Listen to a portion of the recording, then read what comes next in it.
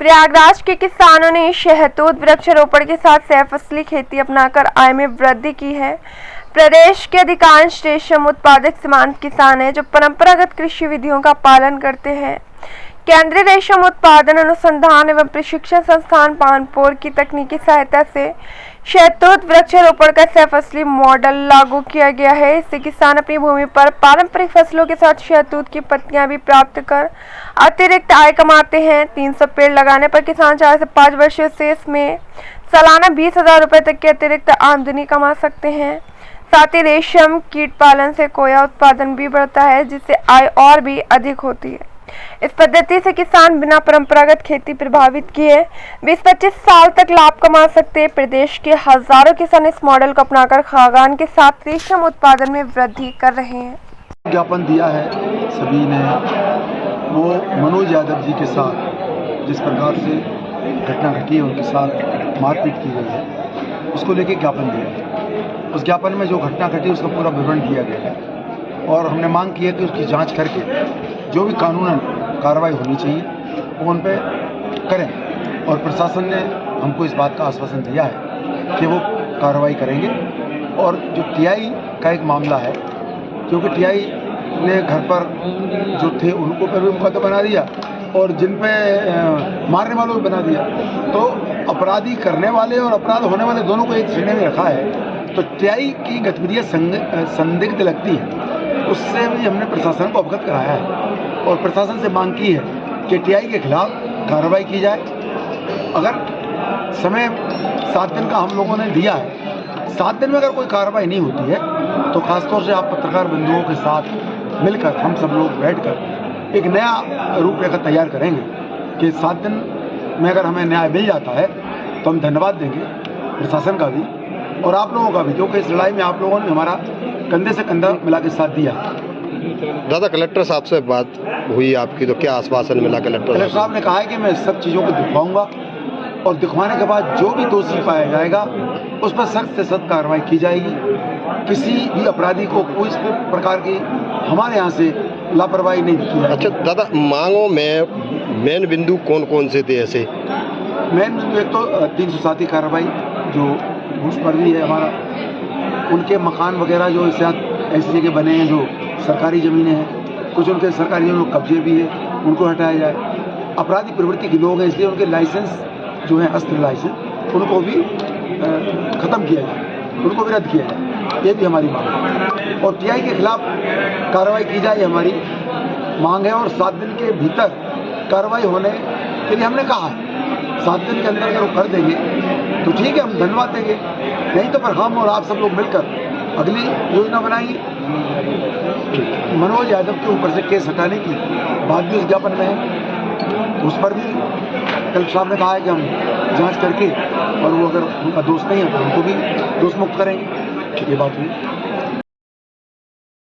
इन लोगों के लिए दिया गया कि आधार कार्ड के आधार केवल बैंक पासबुक से फ्री में बीमा है। इनके लिए एनएफडीपी एक ऐसे डिजिटल प्लेटफॉर्म बन रहा है जिसमें रजिस्ट्रेशन करा लें, जिससे सीधे मोदी वहीं से दिल्ली से इनको जोड़ा जाएगा, इनको ज्ञान दिया जाएगा, फिर इनको अनुदान भी दिया जाएगा। एक व्यवसाय करेंगे तो उनको हमें हमेशा उसकी टीम जो है प्रशिक्षित करके मार्केटिंग है और उनके हर चीजों की सुविधाएं दी।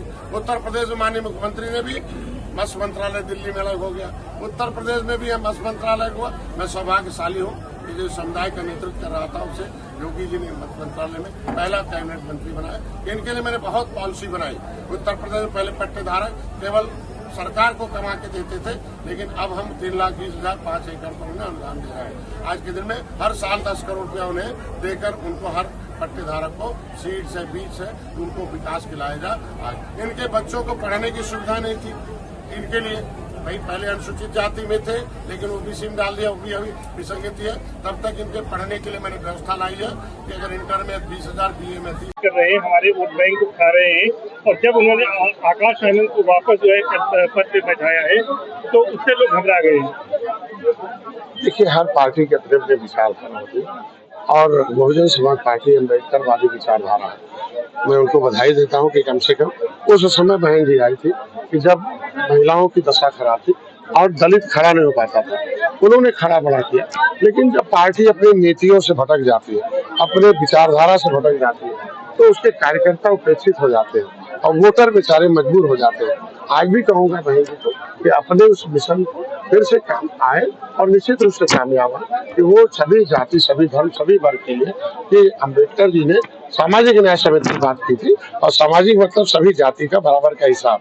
ऐसा नहीं कहा था कि सब नौकरी पर लेदरमैन को बैठा दो, सभी नौकरियों पर उनको है। बहन जी आई 60% जो है उन्होंने ठेकेदारी शुरू की कि भाई दलित ठेका लेगा, लेकिन दलित में जब अम्बेडकर ने केवट मल्लाह को मझवार में लिखा है, कश्यप कहाँ तो रहा है, 66 समूह है, अम्बेडकर ने अपने हाथों से लिखा है, तो अम्बेडकर के उन 66 समूह को बहन जी को सम्मान देकर अपने साथ रखना चाहिए और फिर उसे उनको लेकर अम्बेडकर के विचारधारा जोड़कर उन्हें संविधान में मिले हिस्से दिलाने की बात करनी चाहिए। विपक्ष लगातार आरोप लगा रहा है कि सिंदूर घर घर भेज कर उसका फायदा सरकार ले रही है, क्या कहें? ऐसा तो कहीं सरकार ने नहीं कहा कि हम घर घर सिंदूर भेजेंगे, ऐसा कोई आधिकारिक सूचना तो हमको नहीं है, लेकिन सिंदूर का सम्मान होना चाहिए। सिंदूर उजाड़ा था जिन आतंकवादियों ने, उसे सिंदूर को उन्होंने क्या नाम है बदला लिया, आज के दिन में आतंक ठिकानों को खत्म किया, आज उसका सराहना होना चाहिए। ऑपरेशन का नाम अगर मोदी ने दिया, सेना ने दिया, तो सेना और मोदी को आप सभी विपक्ष के लोग सर्वदलीय बैठक में कहा था कि राष्ट्र के नाम पर हम एक हैं, तो अगर इतनी बड़ी सफलता सेना ने प्राप्त किया तो उसमें राजनीति नहीं होनी चाहिए, सेना को सम्मान करना चाहिए। ये बताइए, एक सवाल पूछ रही है कि योगी मोदी जी से अपने जो है आरक्षण की मांग मनवाने के लिए क्या करेंगे आप? अभी तो सभी विधायकों के, सभी जनता में पहले जिन्हें आरक्षण देना हो उनको बताया तो कि हाथी साइकिल तुम्हारा हाथ खा रही है, तुम्हारा हिस्सा तो हाथी वाले खा रहे हैं, साइकिल वाले खा रहे हैं, और तुम पंडित जी ठाकुर साहब से लड़ रहे हो। तो मैं कह रहा हूँ कि जो तुम्हारा झंडा उठाए स्वागत करो भाई है, मोदी योगी तुम्हारे झंडे का स्वागत कर रहे हैं वो भाई है, और बाकी जो विरोध कर रहे हो कैसे उन्हें खराब से।